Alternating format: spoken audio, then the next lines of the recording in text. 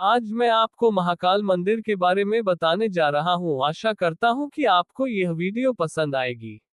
उज्जैन, मध्य प्रदेश राज्य के उज्जैन नगर में स्थित महाकालेश्वर मंदिर को सभी जानते हैं। यह मंदिर भारत के 12 ज्योतिर्लिंगों में से एक है। ज्योतिर्लिंग मतलब वह स्थान जहां भगवान शिव ने स्वयं स्थापित किए थे। पुराणों, महाभारत और कालिदास जैसे महाकवियों की रचनाओं में इस मंदिर का मनोहर वर्णन मिलता है। पुराणों में शिव का नाम रुद्र रूप में आया है। रुद्र संहार के देवता और कल्याणकारी हैं। विष्णु की भांति शिव के भी अनेक अवतारों का वर्णन पुराणों में प्राप्त होता है। शिव की महत्ता पुराणों के अन्य सभी देवताओं में सर्वाधिक है। यूं तो इस मंदिर का काफी महत्व है। यहाँ भक्तों का तांता लगा रहता है, लेकिन इस बात को बहुत कम लोग जानते हैं कि भगवान महाकालेश्वर ज्योतिर्लिंग की उत्पत्ति कैसे हुई थी। आज हम आपको बताएंगे कि सूर्य देव की 12 रश्मियों से प्रकट हुए थे ज्योतिर्लिंग। 12 रश्मियों से प्रकट हुए थे ज्योतिर्लिंग। कहा जाता है कि जब सृष्टि का निर्माण हुआ था उस समय सूर्य की पहली 12 रश्मियां धरती पर गिरी। उनसे 12 ज्योतिर्लिंग का बने। उज्जैन महाकालेश्वर ज्योतिर्लिंग भी सूर्य की पहली 12 रश्मियों से ही निर्मित हुआ। तब से बाबा महाकालेश्वर की पूजन उज्जैन में होती है। उज्जैन की पूरी भूमि को उस भूमि कहा जाता है, यानी शमशान की भूमि। भगवान महाकाल का मुख दक्षिण दिशा की ओर है, इसलिए भी तंत्र क्रियाओं की दृष्टि से उज्जैन महाकाल मंदिर का बेहद खास महत्व है। महाकाल की नगरी में हरसिद्धि, काल भैरव, विक्रांत भैरव आदि भगवान विराजमान है। उज्जैन में महाकालेश्वर मंदिर परिसर में कई देवी देवताओं के कई मंदिर हैं। महाकाल बाबा के दर्शन के लिए मुख्य द्वार से गर्भगृह तक कतार में लगकर श्रद्धालु पहुंचते हैं।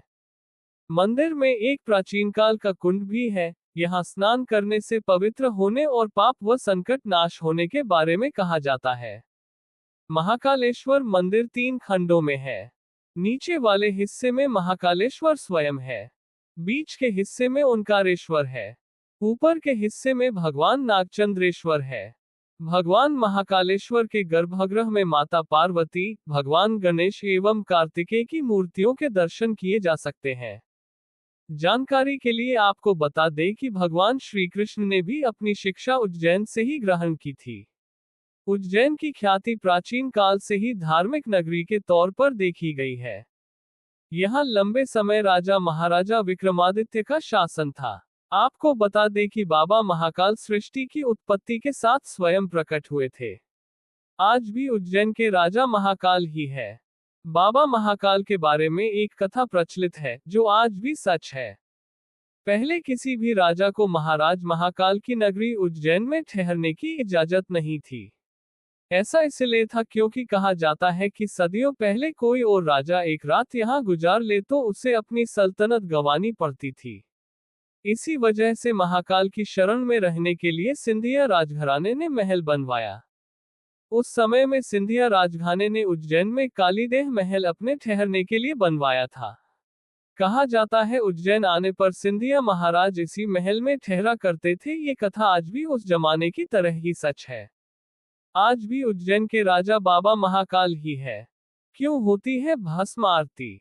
शिव पुराण के अनुसार भस्म सृष्टि का सार है। एक दिन पूरी सृष्टि इसी राख के रूप में परिवर्तित होनी है। सृष्टि के सार भस्म को भगवान शिव सदैव धारण किए रहते हैं। इसका अर्थ है कि एक दिन यह संपूर्ण सृष्टि शिवजी में विलीन हो जाएगी। भस्म तैयार करने के लिए कपिला गाय के गोबर से बने कंडे, शमी, पीपल, बेर के वृक्ष की लकड़ियों को एक साथ जलाया जाता है। इन चीजों को जलाने पर जो भस्म प्राप्त होती है, उसे कपड़े से छान लिया जाता है। इस प्रकार तैयार की गई भस्म भगवान शिव को अर्पित की जाती है। पापों से मिलेगी मुक्ति। मान्यताएं हैं कि शिवजी को अर्पित की गई भस्म का तिलक लगाना चाहिए।